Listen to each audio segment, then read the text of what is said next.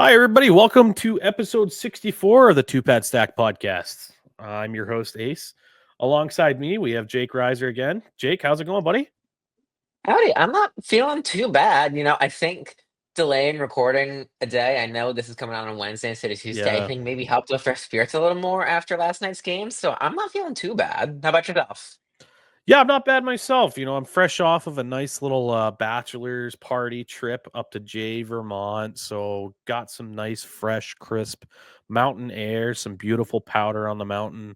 I can tell you what, though, I'm not built as well as I used to be. I am not a spring chicken Hmm. anymore, as Jack Edwards would say. So, went a little hard in the paint, if you will, and, Yeah. tried to rest and recuperate and lick my wounds and back in the saddle again, back home and back in my normal, day to day. So things are good. I wasn't able to watch as much of those hockey games as I would have liked to as a result of that party, specifically, that Tampa Bay and that Florida game on the 9th and the 11th. But overall, I'm not really tremendously upset that I missed those two. So if you haven't been living under a rock, you knew that prior to the 11th, the Bruins were just trying to hold on for dear life. They were on a 6-game losing streak. They didn't look competitive whatsoever. And we're going to break down some of those games. And that's going to bleed in from the previous week that we've already talked about a little bit here. So um, we'll go ahead and start off with the breakdown of the week that was. You guys know the format here by now. So it started off on the 7th, and that was a home game last Tuesday against the Edmonton Oilers. So Connor McDavid and Leon Draisaitl and one of the top Western teams come to TD Garden, and what do? They just completely, woefully, disgustingly outclass the Boston Bruins top to bottom. You even have Stuart Skinner that makes Jeremy Swayman look like he doesn't know what he's doing out there. And it was a tough time for me personally because I was at the Garden and I don't think I could tell you that there was one moment where I was like actually celebrating. I take it back. It might have been when Trent Frederick threw hands with Corey Perry, but that was it. That was the only bright spot. And then Trent Frederick gets the extra penalty and McDavid scores on the power play on the breakaway just immediately after. So whatever kind of juice was in that building at TD Garden, the wind came out of the sails so quickly. I would have taken an injured Elias or a Hampus Lindholm on that decor, honestly, on that game. Just you got outshot 14-4 in the first period. You got Yeah. completely embarrassed, spanked like a redded mule in your own building. I don't know how you recover from that mentally. Like, I know that these guys are professional athletes and they know that there are 82 games, but after a spanking, like a true spanking like that, I don't know how you mentally recover. It was just a systematic dismantling of the Boston Bruins and Edmonton, who's not widely regarded as one of the defensive, standards out there. You think of other clubs like the Florida Panthers and sometimes the Tampa Bay Lightning and stuff like that as some really, also like Winnipeg and Dallas, those types of clubs. Yeah. Um, but Edmonton they just did everything right. They forced the Bruins to the perimeter. The Bruins weren't able to get to center ice and everything that they even got on net. It was like one and done, and then the Oilers were going the other way in transition. So I don't even know if there's anything else to talk about with this game other than it was like watching two teams in two different leagues. Not even two different like stratospheres. Mm. I just don't even know where that team was, like who that Boston Bruins team was. A complete lack of identity. It gave me so little faith in them pulling themselves out of this hole. Yeah, I mean, we even had at the end of this game, there was a lot of Bruins fans talking like, "Oh, well, what does the draft lottery look like?" Like, doesn't look like we're going to make the postseason. So, what are our options for No. getting a really high end skilled player? Like, I mean, honestly, though, before we dive into the next game, like, let's talk about that a little bit. Do we really trust in the Boston Bruins front office as assembled to actually take a draft pick in the top 15, top 10 and not just fumble the bag? Do we trust in this scouting department? I don't. Not in the least bit. This goes back years now that, knowing that Bergeron and Krejci were retiring at some point, they should have drafted somewhere to find a potential heir apparent. Even if it didn't work out, you could have said in hindsight, okay, they drafted this guy and this guy, and they were hoping they panned out. And that was, there's not even an attempt at that point. So historically, they give me no faith in drafting high up. You know, I think they lucked out. I think the last time they drafted really high, they drafted Charlie McAvoy. So you were sitting pretty lucky there, but if it's higher than that, even this year, I still don't trust him. I don't trust him whatsoever. Yeah, I mean, I think I've said this before, but like if the Boston Bruins are actually going to be in a situation where they're going to have a plan to make sequential decent draft selections in the first round pick, in the first round, I mean, um, I don't think Don Sweeney's the guy that you want to have in charge of your front office for that. Don Sweeney is a guy that is going to try to maximize the very most out of a core for a long period of time. I mean, I'll give him all the credit in the world. He has done that. He has absolutely kept this core competitive. He transitioned that core from Krejci and Bergeron over to McAvoy and Pasternak, and the Bruins have been a good team throughout it. But Father Time doesn't wait for everyone. Like it's going to come for you regardless. Like there's only so much you can do.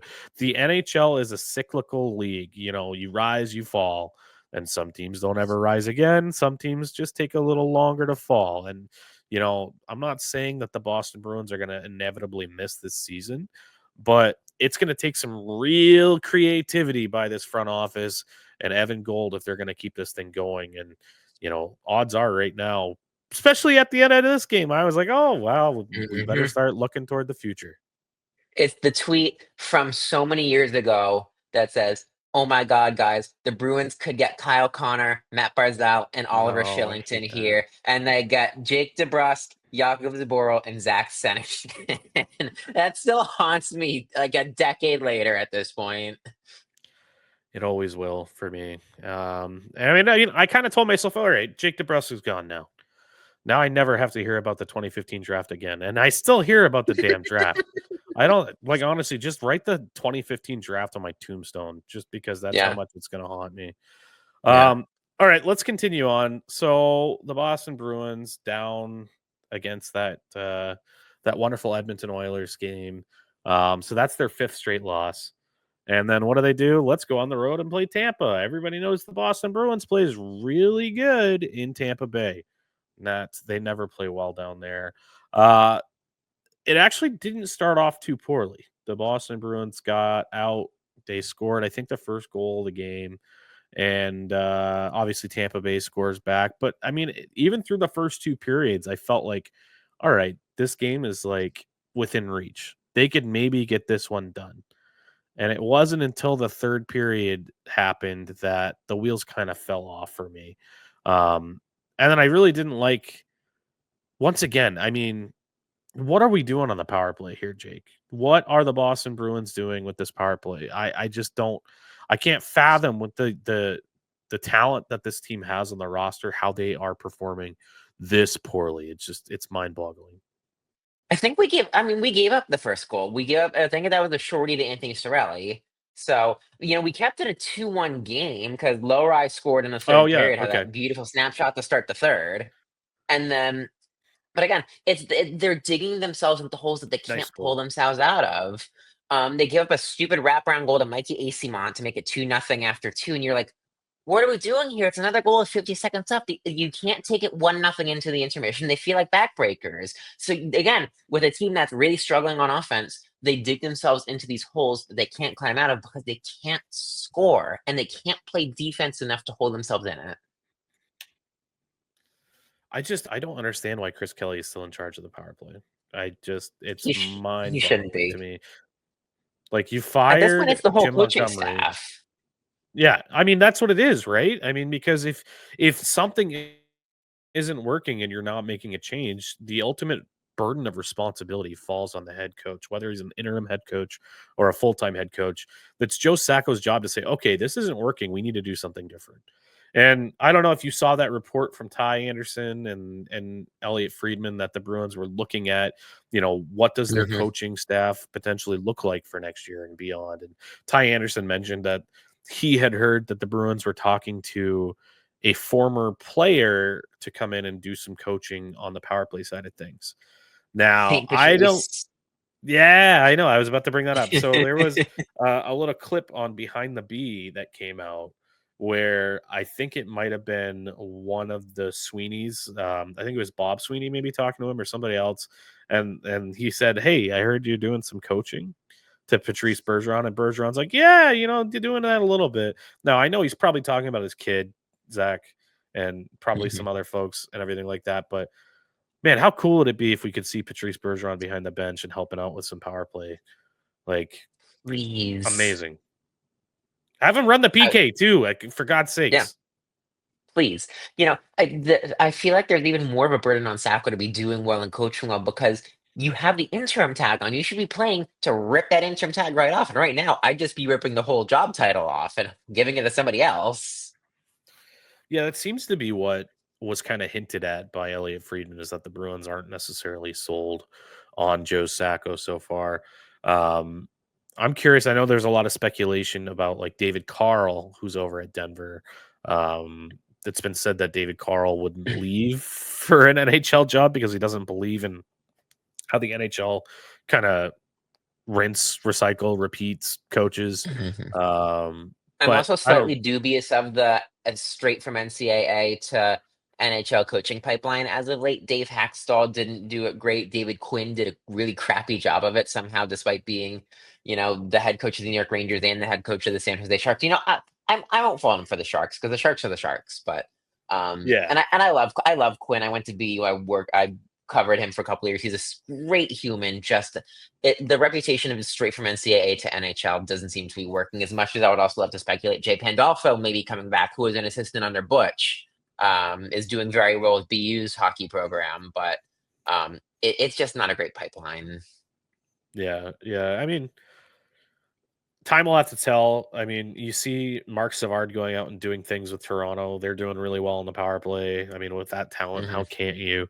But I mean, I would love to have him back. We've already talked about him on the pod before, but We've um, mentioned Marco Sturm a couple of times as well. yeah, I don't know where he's at right now. I think you might have mentioned. He's AHL head coach of the Ontario Reign. Okay, I mean that opportunity to jump up and be a assistant coach at the NHL level, is that a promotion from AHL head coach? I don't know. Maybe he He wants was to an continue assistant. He building was an that. assistant on the LA staff, and they put him down to be head coach of Ontario to get some head coaching Hmm. experience. So I think they kind of went in reverse. Yeah, I mean, head coach is a completely different beast from being an assistant coach entirely. It's that whole Yeah, burden of responsibility, right? So, absolutely. um, all right, we'll kind of continue here. On the 11th, the Boston Bruins, by we is who I'm talking about.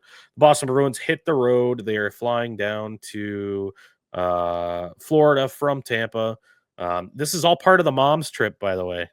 So all the ladies hit the road. TikTok with Elaine Cavalieri's just flying off the shelves. A lot of funny content on the Boston Bruins TikTok page from the moms. The Bruins are, like I said, they have now lost 6 in a row now, and it is just vibes are down. It is not great. Bruins are like, what are we gonna do? Fans are all like, call up the kids, call up the kids, stop playing Wallstrom, blah blah blah. They don't do that. They just say, "Hey, we're gonna roll with the same lineup." And by an act of God, I feel like the Boston Bruins managed to squeak out a win here. The shots were like 50-17 or something like that. Like that sounds like an exaggeration, but I'm not 100% sure it was an exaggeration. It's not too far of an exaggeration. I think it's something like 48-18 or something like 43 to that. 18. I just pulled Yeah, it up. Yeah. unbelievable. So yeah, the Bruins were outclassed in this game. They lost the majority of the faceoffs. Um, they were chasing the puck. They had more hits because Florida had the puck. I feel like 80% of the time. Hmm. I'll give the Boston Bruins a lot of credit. You know, even though Florida got 43 shots on goal, Boston had 29 block shots. So Yeah. Florida had over 100 attempted shots in this game, and all for all intents and purposes, the Florida Panthers should have won this game.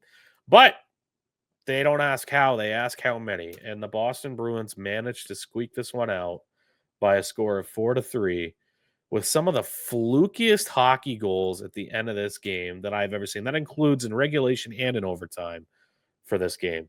What were your thoughts on this game, Jake? I want to backtrack for a quick sec. That I almost Yeah. gave my stud of the week to the Bruins social media admin for their mom's content. Just sheer gold. They've been doing so well all season. Whoever their social admin is or their intern is, credit to them. They've done great content all year. So kudos to whoever you are. But I was at Fenway Fest watching this one. I was actually standing in line waiting to go into the batting cages, watching the last couple of minutes in overtime with the guys around me. And we all threw our hands up watching that Reinhardt goal, going, I'm like, this team is fucking cursed. Like, they're Oh my never going god, to win dude. again. There's no way. Again, an act of God, that Reinhardt goal that just up in the air. Witherspoon can't bat it out. It goes over the goalie's shoulder. I think it was it Swayman who started It in was Florida. Swayman, It yeah. goes over Swayman's shoulder with 1.8 to go, and you're like, this team can never win again. It was just you're holding on your ass for like the last 3 minutes of this game, and you somehow can't do it. And then in overtime, absolute karma. Like the hockey gods said, okay, we've had enough fun. We're done here. We'll give you your own fluky goal with Pasta on the 4-on-3 power play with the pass that goes off of Reinhardt's stick and loops right over Bobrovsky's shoulder.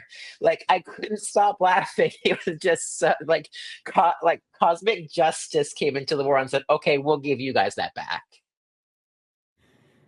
It was just wild. Like I can't think of like I feel like every time I played goalie, those goals would go in on me. It would go off like a leg and it would go like 4 bounces and go in. But at the NHL level, that was weird. It was definitely a weird one.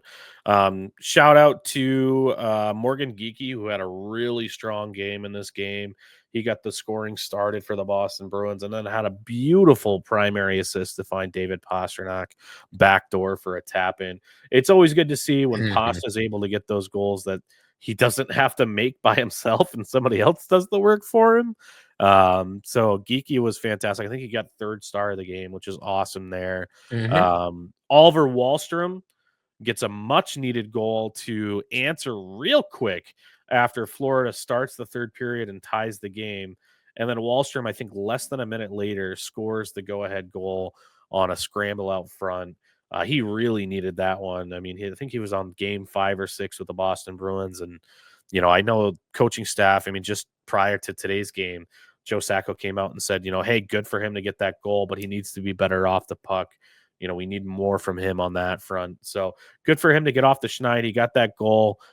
He gets rewarded after a game with the goal with the healthy scratch the next game. But it was good to see him get that goal. And I think that if he can get more regular minutes on the ice and put in a position with players that really supplement his style of play, he'll continue to be a good Boston Bruin. It's Any also other the thoughts? first time I've seen the Bruins be on the other side of that counterpunch. That Mm. they're still not pulling away in this game. There's never more than a 1 goal difference, and you give up that early power play goal 50 or 43 seconds in the same Reinhardt. You give up that early goal to tie it up, and then they come right back less than 2 minutes later to take the lead. So it's the first time in a while the Bruins have been on the back end of that counterpunch instead of okay, we tied it back up, up, we gave it right back up. So that Yeah. was at least a little encouraging. Yeah, I mean, that's the big thing with the Boston Bruins is that they haven't been a really good off the rush team this year. And Mhm. they're not really generating much offense from the blue line either. I know we just talked about that other game, but I do think that hopefully that Lori goal and that kind of counterpunch will hopefully stem into some additional scoring methods for the Boston Bruins moving forward. Lord knows that they need all the scoring that they can get right now. So all right, let's go ahead. And this is going to be a shorter episode, guys. We're recording off schedule here and a little later. So, what we're going to do is we're going to take a quick step back and give our sponsors for this season a quick shout out, and then we'll be right back for the rest of the breakdown. This season, the Two Pad Stack podcast is proudly supported by two fantastic local businesses. First, we're going to give a shout out to Earth Eagle Brewings, where great beer meets great company. With locations in both Portsmouth and Somersworth, New Hampshire, Earth Eagle is something for everybody. Whether you're relaxing in their Portsmouth beer garden or enjoying live music and trivia at the Somersworth pub, you'll be in good hands with their craft beers, epic hot dogs, and much more. And don't forget, if you're into brewing your own beer, their homebrew shop has you covered in Somersworth. And when it comes to tattooing, there's no better place than Vital Ink Tattoo in Barrington, New Hampshire. The artists at Vital Ink are all about turning your ideas into tattoos you'll love forever. The team works hard to make sure every visit is comfortable, and their dedication to making your tattoo experience fun and relaxing is unmatched. Whether you're getting your first piece or adding to your collection, Vital Ink is the place to go. Special thanks to both of these sponsors for supporting the Two Pad Stack podcast this season. Be sure to check them out and show them some love. All right, and we're back. So, yeah, we've got some interesting news prior to tonight's game against the Tampa Bay Lightning. So, Tampa Bay comes up to visit the Boston Bruins. It's been a little bit of a gauntlet of a schedule for them. So, before the game, there was a lot of speculation going on here. So Vinny Lettieri gets the call up the day before. Lettieri is the leading scorer for the Providence Bruins. So I wasn't necessarily surprised or upset or anything like that. You know, you want to reward players that are performing, right? And, you know, that sends the right message because he has been a consistent scorer for the Providence Bruins. He's been a pros pro. Good guy, says all the right things. So he comes up. He's got a good scoring touch. I think he could be a good middle six scoring winger, which is something that the Boston Bruins desperately, desperately needed. In addition, practice starts this morning skate, and there's no sign of Charlie Coyle. There's no sign of Charlie McAvoy. Actually, McAvoy went out and skated briefly with Hampus Lindholm, and we'll talk about that in a little bit as well. But the Boston Bruins put out a statement saying, you know, hey, here are our roster transactions. And they announced that Mark Kastelik and Charlie McAvoy have been placed on injured reserve. Hampus Lindholm is placed on long-term injured reserve. And they've recalled 3 players. I mean, we already talked about the Lettieri recall, but they've also recalled Matthew Poitras and Michael Callahan. Mm-hmm. So kind of interesting there.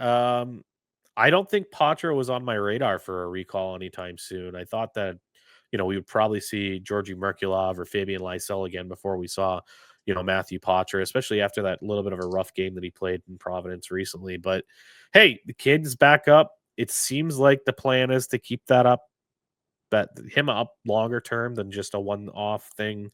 I saw one joke on one of the Discords I'm in. Oh, I guess I wonder if his family's in town. Kind of like what Fabian Lysell got with this one game. So good to see the kid up. It looks like it energized the Boston Bruins in practice, and then in the game we're about to break down.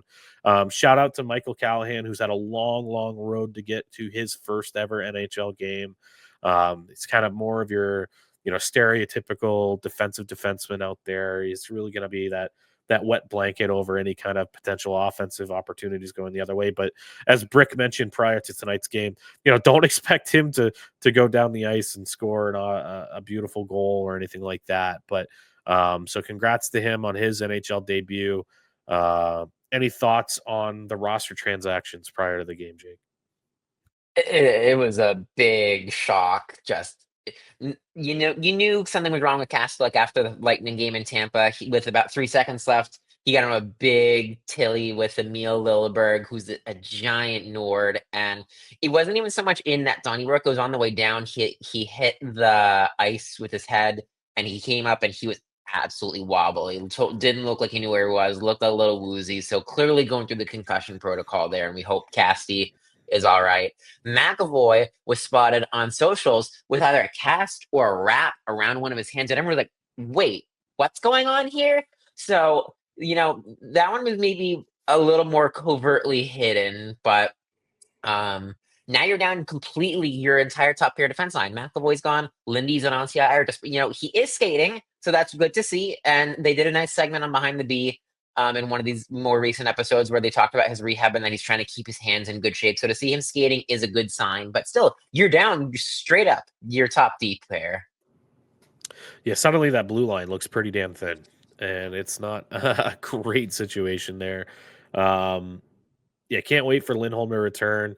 I know that Joe Sacco prior to the game tonight, he had said, when asked about Charlie McAvoy's situation, he had mentioned that, McAvoy's been battling something and they're going to go ahead and shut him down for the rest of this week. So that IR tag is going to make him unavailable to play for the Boston Bruins until after that Saturday game.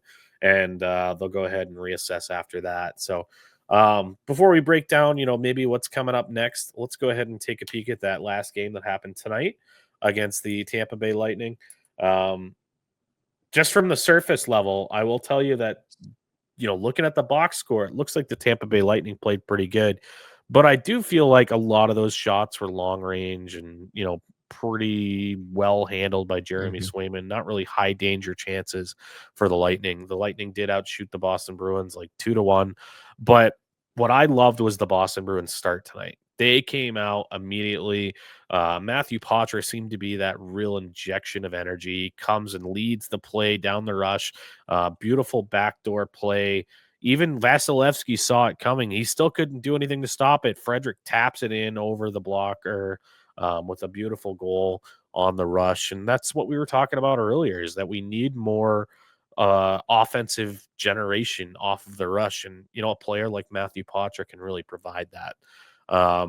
Additionally, you've got a goal by first ever NHL goal, I believe, from Parker Wotherspoon, who I think has been one of the best Bruins defensemen in the last, 3 weeks or so. You can't scratch him again, Sacco. Just keep him in this lineup, please, especially with how thin this defense is right now. So, Pasta does a great job, gains the offensive blue line, holds, finds Wotherspoon coming in transition, beautiful pass across the ice, and just an even better shot by Wotherspoon. And not a guy that everybody would probably think would have a shot like that, but he just sends an absolute piss missile wrist shot, bar down over Vasilevsky. And it was just a gorgeous, gorgeous goal for your first NHL goal. And what better goalie to score on for your first NHL goal than Andre Vasilevsky? I think a forward would be proud to score that goal, let alone a defenseman. Just an absolute snipe, top shelf, clear cut. I love low rise reaction. He was so excited for Spoons. Yeah, that's got to feel so good to finally get off the schneid. Yeah, that's got to be awesome. And I mean, those are the fun things, right? Firsts are fun. It can really bring a room together, especially in a time of adversity when you have no Lindholm, you have no McAvoy, you have no Castellic. These are like core guys in your locker room. It's a little bit of a different situation in that room. And I do think that the guys really rally together, and those moments when you get those firsts, it really kind of really brings the room together. So I do think that the Boston Bruins were the better team through the first half, just over half of this. But then it seemed like maybe, I don't know if it was like endurance or, pride for Tampa. They really started to kind of crawl back. I mean, the Bruins brought this out to a 4-0 lead early in the second period. And then Tampa scores twice by the end of the second to make it a 4-2 game. And the Boston Bruins are going to the room with a 2-goal lead and saying, oh, shit, here we go again. I feel like the Tampa Bay Lightning are going to be coming. And, there's a note here from Jake, and he mentions that these late goals in periods, not just the second, just late goals in periods are becoming a bad habit.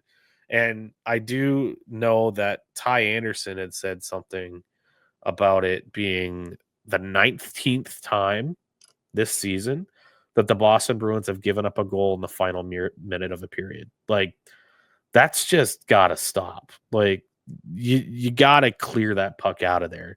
And I didn't really like that goal because it looked like a lot of guys were just standing around. And Brandon Carlo had the opportunity to get that out of the zone. And he had a second to do it. And he just kind of did like a weak little chip up the boards, which was easily sealed off and kept in the zone by Tampa. And they scored shortly after. Like, take that extra second. And if you really need to release the pressure, like, rainbow that shit. Just get it over there, send it up, hit the TD Garden HD 60, whatever the hell it's called now, X, like hit it. I don't care. Mhm. Like just get it out of there, throw it up. Just don't chip it up the boards. Because I feel like just so many times it becomes a fire drill for this Boston Bruins team and they don't clear it and they get scored on shortly after. So not really stoked about that. What were your thoughts in the third period, Jake? I'll go back and say this too. The first Mhm. goal given up against a friend of the podcast, brother Connor Geeky. I those happen. You're up 4-0, you give up a goal like that. Those happen. Beautiful Well, tip. yeah. You can't fault anyone for that. That second goal, I slapped you immediately and said, "Here are the Bruins we know and love again." And like, it's just the MO of this team this season. You brought up that stat from Ty, 19 goals given up in the last minute. Like, it's just so bad. And again, the third period just felt like you were holding on to your butt and just hoping that Sway could stand tall. I think they were outshot 8-2 at one point. Yeah. Thankfully Sway did for the most part. They were outshot 16-6 total in that third period. I think they're lucky. I think they got bailed out by some good goaltending and the fact that a lot of these shots were, sealing off grade A slot chances, but then they'd feed it back up top. And, they've got good defensemen. Victor Hedman is still a very good offensive defenseman. He Had a scored goal tonight. tonight. Yep. Yep. So, I think they got bailed out a little bit. Yeah, and then third period starts, and it was just panic time again because the Boston Bruins hold on for dear life. They have a 4-2 lead until the last 5 minutes, and then there is a really questionable hit that occurred. Do you want to break down that hit real quick, Jake? Yeah, the puck has come out of the Bruins defensive zone. Kepke is coming along the half wall and pokes at it one hand with his stick to, push it forward through the neutral zone. And Taylor Radish comes right through him with his shoulder. And Kepke is down and not getting up. Originally called a 5-minute major on the ice and reviewed to nothing, which infuriates the hell out of me. There's no reason for that hit to have happened. I know that the MO of the NHL is to look now and see if there was the opportunity for a player to take any other path. There was a lot of opportunity for Taylor Rash to say, "Hey, I don't need to take this path. Hey, I can stop up on this hit. I don't need to hit him as hard." He came in shoulder to the head, I think his primary point of contact, and just nailed Kepke. And so I'm wholeheartedly embarrassed. It should have at least been a roughing, a minor. There should have been something on that. So to take away a penalty completely is just beyond me. I just don't understand what is a 5-minute penalty anymore because you go back and the last one I can think of is the Wallstrom 5-minute major, and that was a boarding call, which I thought was probably worth 2. Hmm. I thought that it wasn't really there, but I understand it because there was a danger involved in that. You really shouldn't be making that hit, and the player got injured. So I wasn't upset with it being a 5-minute major. But this is a clear, and I'll give the refs the benefit of the doubt. I'll say, hey, in regular speed, in game speed, it looked like a beautiful open ice hit. I even said it at first Hmm. in one of the slacks. I was like, wow, that was a nice hit. Like, that's clean. And then when you're able to slow down and look at it, you're like, okay, the principal point of contact here is directly shoulder to head. Like, you can't, these are the types of hits that we're trying to get out of the game. And Hmm. it's like, you have the opportunity to have video review, and you could have made that mistake in real time. Say, okay, no, it looked like a good hit. What are you supposed to do there? Don't put yourself in that situation. Like, it's your fault as the player to not do that. And then you are able to sit down and look at video review, and you see, okay, no, that's a bad hit. Like, you can take a different angle. You can pinch him off instead of making body contact like that. You can lift this. There's a million things you can do there as a defenseman instead of following through in that body contact. Like, yeah, that's going to unfortunately be a 5-minute major. Like, it's not 1997 anymore. We got to call these in order to maintain player safety, and they just didn't do that whatsoever. But just they. What I would love is if they are going to call a 5-minute major and identify their reason, I would like to understand why they decided to not call it. Like, they Hmm. just go out there, they turn on their mics and they say, there's no penalty on the play. And that's it. And they can skate away. And there's no, you can never talk to them post game. They'll never make themselves Yeah. available to the media. That's not a thing. Like, why? Why is it not a penalty on the play? That's what I want to know. It makes no sense to me. It should be like there is no penalty on the play. Principal point of contact was X, or X player had the opportunity to brace himself. To me, that's also the tough thing. Kepke, to me, is a defenseless player. He's using his stick to poke the puck up the wall in the neutral zone, and he looks up for a snap second and gets drilled. He doesn't have the opportunity to brace himself for that kind of a hit.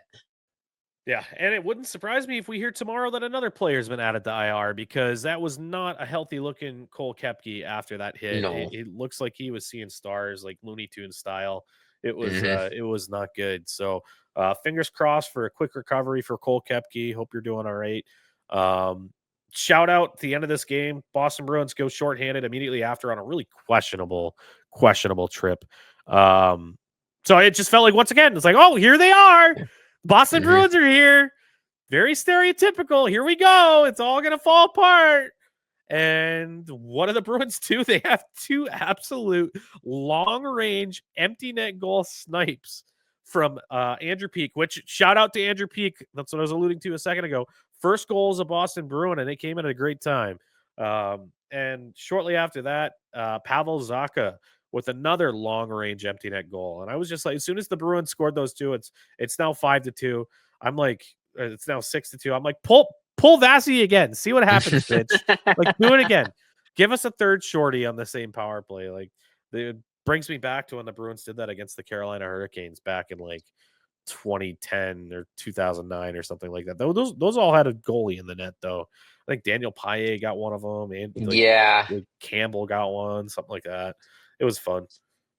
How about Andrew Peak throwing on the Charlie McAvoy skates on Pasternak's goal? He's the one who Beautiful completely play. drove the rush, drove in, got that shot on net. It went to Zacha, and Zacha fed it over to Pasternak, who very almost luckily looked like a giraffe on his skates. He had fallen down, and then by virtue of him being down, the puck developed enough where he was completely uncovered to rip one past Vasi. But so credit to Peaker on that one, but I think they got, again, very lucky that Peak scored that goal 3 seconds into the power play for Tampa. Didn't even give you time to think about panicking. They won the draw. He just rifled it right down dead center into that empty net. So maybe put my mind at ease.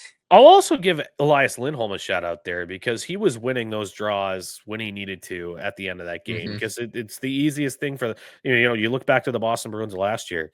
They were a really good team last year, but they didn't win those draws when they really needed to at the end of games. This last minute goal thing, that was a problem last year too for the Boston Bruins, and it was exacerbated because they didn't have a centerman that could win those important draws. So Elias Lindholm, I'm not saying that you're making your money right now. Hmm. I'm not saying you're doing that, but at least you're getting in there and doing your job at the end of games to help them close it out. So shout out to you. I'll also give a quick shout out to Trent Frederick, not only for his goal from that great pass from Patra, but the Donnybrook with Emil Lilleberg. That's one of the What best a fights I've fight. seen all season. Just Gorgeous. an absolute, like, I could hear in my head Jack just going rock'em sock'em robots. yeah. That was just a nasty, beautiful hockey lovers fight right there. It felt like it was another Jackism for you. Tonight they have beaten them and they have beaten them up, and that just kind of perfectly encapsulated what that fight did. What a beautiful uppercut that he had on him too. Yeah. Like, had his chin down and he still got him right on the chin. You could see the head come up, and here we go. We spent some time bitching about player safety and head contact, and here we are celebrating a nice uppercut to the chin. So not hypocritical or anything. It's fine. It's all good. I was really pulling for Trent Frederick to get that Gordie Howe, opportunity there in the third with a nice backdoor pass. It just didn't go. But yeah, that was the week that was. Hopefully the Bruins can take these last two games, where I think that, I'll talk about it in a second, after we do our studs and duds, but I think that we got to give a lot of credit to Jeremy Swayman for these two games. I really think that it was kind of a return to his, last year style of play, and he's kind of looks like he's returning to form a little bit. I won't hold my breath 100% yet, but I got to give him a lot of credit for these 4 points that they've had in their last two games. So studs and duds. Jake, why don't I let you start it off this week? Yeah. My stat of the week is actually going to go to Mason Lohrei. Phenomenal goal against Tampa. Just beautiful wrist shot. When the team has been lacking offense, he clearly provided a spark, and cool to do that in front of his mom for a youngster like him. And then he led a time of ice tonight, or ice time tonight. I think he had somewhere over 22 minutes of ice time tonight. That's incredible for a kid to do that, to step in with 22 minutes and 37 seconds of ice time when your top pairing is down, and to not look stupid doing it. Big credit to him. It's a really tough role to step in. I think he's what, 20, 21. These are the roles that kind of make you or break you. And so I'll give a lot of credit to Mason Lower for being thrown into a really uncomfortable position as a youngster to be a top line NHL defenseman and do it 23 pretty years well over the old. last week. 23, so still a young kid. That's Yep. really tough. Good Yeah. for him. So he's my stud of the week. And the Bruins need it right now, right? I mean, with Lindholm and McAvoy down at least for the next 3 games, it falls on Lohrei to fill in some of that gap. And I mean, that's what he's being developed for right now, is to be that top 4 guy alongside whomever he's playing with. So I like that pick. That's a good pick. What about your dud? My dud of the week. This comes from last week. Rich Keefe. It's my problem with Boston sports media as a whole, and it's my problem with sports journalism as a whole, that we get so lackadaisical when it comes to reporting. Oh, I'm hearing this. My thoughts on this or that. When you don't have guys in the room, these guys aren't in the room. They're just generic guys doing the morning shows or doing the rush hour shows, and they hear things and they think things, and they're not actually paying attention to this team like a traditional beat reporter is. And they put this shit out into the world that David Pastrnak is really unhappy and doesn't want to play on a line with Brad Marchand because Marshy called him out for his play as of late. When you put that shit out into the world and you are an uninformed journalist, you are doing the city, you are doing these players, you are doing the industry of sports journalism an immense disservice. And I will give a lot of credit to Brad Marchand for absolutely dismantling Keefe's comments. The both of them did a great job back and forth saying, this is all bullshit. Like, don't even pay attention to this. So with the melee of losses that we've had in the last week, nice to be on a 2-game win streak, but after all the drama of the last 2 weeks, the 6-game losing streak, to throw that shit into the mix, to throw more drama, was just so uncalled for. So Keefe, you're my dud of the week. We told you for these studs and duds, we'd pull from anywhere. We'd pull from Oh yeah, we're coming for everybody. Yeah, your material, regardless of where you come from. So Keefe, that's my dud. I love it. And when has this Keefe guy ever come out with anything useful in regards to reporting for the Boston Bruins? There's nothing. He spouts shit on WEEI just to get clicks, and obviously he's getting them because the NHL media outside of Boston specifically was eating it up. Because I mean, let's be honest, the NHL fans have been praying for the Boston Bruins downfall for the last decade and a half, and maybe they had a shed of opportunistic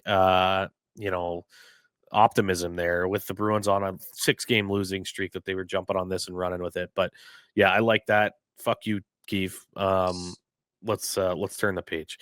My studs, David Pastrnak. I got to go with Paster right now. I know that's probably lazy, but the kid is hitting the net a lot now again, and he's gotten. I think it was just last week we talked about it. It was his first multi-goal game of the season, and he's continuing to pour it on. And that's what this team needs right now, is more consistent scoring. So if Pasa can continue heating up, this team's going to be in an immensely better spot. My dud, I just sang his praises earlier, so it's kind of ironic that I'm going to name him my dud. It's just hard when the Boston Bruins go out and they say, hey, we have a big void at center and we need to go ahead and grab a guy that we think can be a top line center. We're going to pay him handsomely to do that. Elias Lindholm, I don't think he's necessarily been bad out there. He's just not up to where the Boston Bruins would like him to be and where I would like him to be. Not scoring, he's not really getting in the score sheet, but he's doing the little things right. Like I mentioned earlier, he's winning important faceoffs, but I would really like him to be more of a presence in the offensive zone. I would like him to be a 20, 30 goal scorer, that kind of guy. And right now, I think he's on pace for like maybe 15 or something like that goals, and that's really not what we need out of a guy that's supposed to be our top line center. So, Elias Lindholm, you're my dad. I still love you. I know that you're going to rebound for the rest of the season, and hopefully, if the Boston Bruins do punch their ticket, you'll make your money in the postseason. So that is my pick for dud of the week. Any I can closing? understand that. It's more so Yeah, much the expectation of the player he should be. And, I'm sure if he was asked about it, he'd be frustrated with his own play too. So, I wouldn't say it's no fault of his own because he should be playing better, but, I can see where you're coming from. yeah. All right. Let's take just a quick peek at what next week's going to be looking like, and it's going to be a nice little short week here for the Boston Bruins, and they need it with the current health situation. Give everybody a little bit of time to rest and recuperate. So we're recording this on the 14th. You will be hearing it on the 15th. We've got a few days till the next game. Boston Bruins are going to be on the road on the 18th, and they're going to be playing the Ottawa Senators. Have you heard if Linus Olmark is going to be back anytime soon, or is he still on the mend? I think he's still on the mend, but who knows what this week is going to hold. Yeah. And then we have Macklin Celebrini, the BU kid, visiting the Boston Bruins on the 20th. San Jose Sharks have actually been better than what I had expected this year. Looks like the kids that they have there are really taking a big step forward. You look at Will Smith, you look at Celebrini. There's a lot of really high tier talent. They've got to just kind of figure out how to supplement those young kids with some NHL veterans and a coach that knows how to actually create a winning culture. And I think that they've got something cooking over there. You should probably also fire Mike Greer and get a competent GM as well while you're at it. But that's my opinion. So two very winnable games. I mean, the Bruins string a couple of wins there, and suddenly, wow, the Bruins have a 4-game winning streak, and that would be a nice little bit of momentum to work with. So it'll be an interesting week moving forward, and hopefully we'll start to see some healthy bodies returning to the lineup. Fingers crossed. I'll give a lot of hype to Celebrini and the whole rookie class. It's been a really fun Calder race between Celebrini, Michkov, Lane Hudson, Dustin Wolf is in there. There's really awesome young names that's making the Calder race super interesting this year. Absolutely, I agree. It's been a fun one to watch. I mean, there's a lot of years where it's like, oh, this rookie class is going to be awesome, and then it's like, wow, the first overall pick is like scratched half the time, and there's nobody else. The only rookie that we're looking at for the Calder is like a 32-year-old out of Russia, and it's just not moving the needle. So this has definitely been a fun one for us. So, all right, guys. Well, we definitely appreciate you tuning in. This has been episode 64 of the Two Pad Stack podcast. Our good friend Burge will be back next week, I believe. Now that I've said that on the episode, he legally is bound to return. And we will be back to break down these two games and take a look at other things around the league. Probably have maybe a little bit of trade speculation for you next week too, which will be fun. So thanks again for tuning in. Jake, appreciate you as always.